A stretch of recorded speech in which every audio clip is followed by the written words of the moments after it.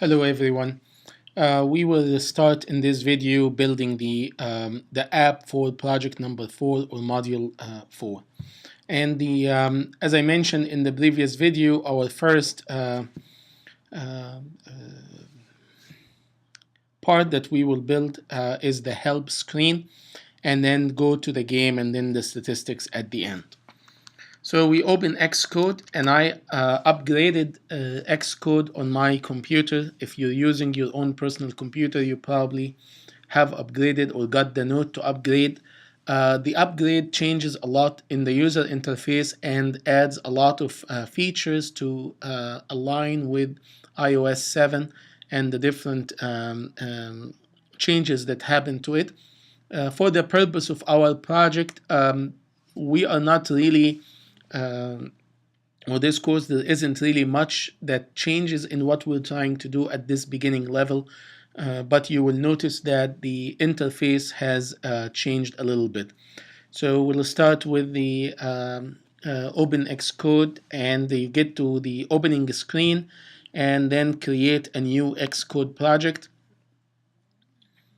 And let me make sure everything is aligned within our screen here. And we are building an iOS application, and we're building a single view application. Then you click next. You provide a name for this application, and as I mentioned, use your last name so that when you compress and upload the project for me, it is all organized. And we're gonna call this, you can call it project 4 or anything, guitar notes game. And then you don't need to have a class prefix, and if you do, then put a class prefix, maybe your last name, but XYZ doesn't mean anything. So make sure you either don't use that or use it as it should be, and then save the project and click create. The project is loaded. You open to the configuration screen, and you receive a storyboard with one view and the controller file for that particular view. So this is our controller file, and then we start building our help screens. So you can use this view that we received as your help screen, and you can leave it, so leave this as your help screen, or you can add a file to be your help screen and add another view. For my purpose here, I'm just gonna leave this as my help screen. One thing we want to do in the configuration is to add the framework that will support our audio playing. So far, we have been relying on the 3 frameworks that are added automatically to our app by the template: the Foundation framework, the User Interface Kit, and the Core Graphics framework. And none of those has the files for the audio player. So we will learn how we can add a framework to our project. If you go to the configuration, and you see here on the bottom something called linked frameworks and libraries, and you can click the add button at the end, click add, and then the foundation or the framework that has our audio file is called the AVFoundation framework, and you can see it on the first screen here. You can search for it, or you can scroll down. So we want to add the AVFoundation framework and click add. Notice it adds the AVFoundation framework to our frameworks folder. It's also added in the configuration as the linked library. What this does is indicates to Xcode, as you build this app, we would like to connect or bring those libraries to our app because we are going to use them. Then our main screen, you need to decide if you want to design for the 3.5 inch or the 4 inch. I'm just gonna design for the 3.5. And our help screen has some components. So if I actually before that, our help screen, if you notice, has a component to display static text to the user. We can use a label for that. This is a multi-line label, and but this is a static text, so I can just type it in the label. And then it has buttons to train the user on listening to the note. And then it has the back button, which indicates there's a navigation here, going back to project number 2, where we had multiple views. So let's start by building the navigation, building the label, and then adding the buttons to complete the user interface, and then see how we can connect that button to play a sound. So to add the navigation, I'm going to move my controller here and look for the navigation controller in the menu of objects on the right side, and then bring the navigation controller to my screen. And as we explained in project 2, the navigation controller comes with a table view controller. We don't need the table view controller, so you can take that out. And the navigation controller, move that next to it here to align a little bit. And then don't forget the arrow that points to the very first view to be loaded. We need to move that arrow to point to the navigation controller. So now when the app runs, it loads the navigation controller. Then we need to connect the navigation controller to my help screen for now. So I press Control and drag to the help screen, and then say I want this to be the root view controller. Once I add the main screen, as you see in my mockup, my main screen will be the root view controller, and the help will be connected from this button here. You can do that right now. Build the main screen and add this help button that opens the help screen. Maybe we should do that so that you're not confused afterwards when we make that change. So perhaps we can make that view controller the main screen and add another one for the help. So in this case, let's add a button to represent our help screen. So here is a button. So take that button from here, and you can change, and this is how I want to place that button. And if we go to the attributes, you can there are some buttons, different types of buttons, information button, or there are different types, or you can make your own and add a question mark or something. You can add an image to it.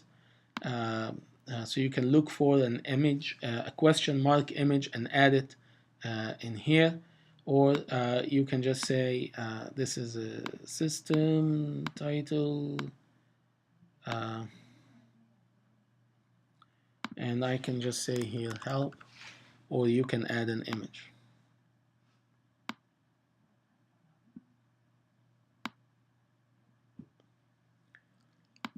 And I'm gonna put a title for my game, Guitar Notes Game. And then I want to add another view, my help view. So look for a view. This is the same as we did in project number 2. Add the view. So here is the view. So add a view to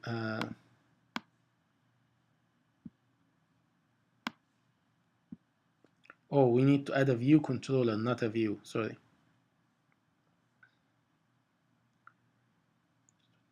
So here is a view controller.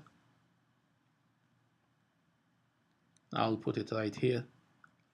And then we need to connect the help button to our view controller. So move them a little bit, click the help button, then the control, and drag from the help button to the view controller. So and then it asks you, do you want an action segue? Yes, I want a push segue, and it creates the segue from the help button to the help view controller. I'm gonna call this help or instructions. You can call it whatever you want. Then we need to add, so what we did here, we added a view. We need to add the controller that will control that view. So I go to Xcode or the project, right click, and then say new file. Or you can go to file and then add new. And then go to Coca Touch, Objective-C class under iOS. Next.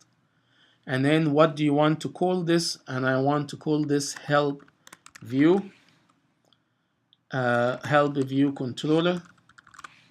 And then this is a subclass of UI view controller. This is very important. Don't forget that, so that you are inheriting all the capabilities of a controller that exist in the library. And then next. Say, do you want to add it in the notes game? Yes, we do. And where do you want to save it? I want to save it inside the notes game folder, and then create. So it adds to the notes game folder the help view controller. Back to my storyboard, select the view controller and go to the identity inspector so that we can link this particular view controller with the help view controller file. Currently, whenever you add a view, it derives its control from the standard library view controller. So if you click on the identity inspector and look under class, you see the name of the class that represent the controller. UI view controller, that's the library class. Want to click the drop down and select the help view controller that we just added, so that we say that we are going to control that view. So click on the help view controller, and now this class is the one that controls that view. And if you click outside this class, you see the name here reflects that this is managed by the help view controller, and the icons here, this is an icon reference to the help view controller. What we want to add on the help view controller is a label. So bring in a label. Change the size of this label to reflect the instruction that we want to provide. In the attribute inspector, make sure you make this multiple lines. I'm going to make it 5 lines for now. Go back to my mock view. It is 1, 2, 3, 4, 5, 6, 7, 8. So maybe 8 lines. And then type whatever help you want to provide. Double click, and I will type use the buttons on this screen to practice the sound of the different notes, and hit enter. So now, because I have multiple lines, the label is displayed over multiple lines, and I probably need to make this bigger. And then you can come and edit, or you can edit from here, from use the notes buttons, the game, click the start game to start. The game plays a random sound of a note. Click the button for that sound. Keep playing until all the turns are over. Click the stats button to get the scores history. You can change that any way you want, and those buttons are enough.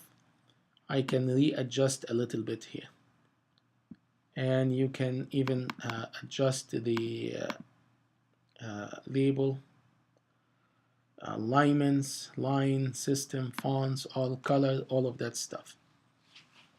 Then the next step is to add the buttons.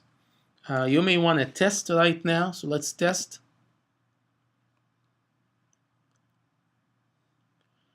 So always get in the habit of testing whenever you complete a significant piece. So we added a view, we added the help button, and we added the label. So that gives us some beef to test and make sure that it is working.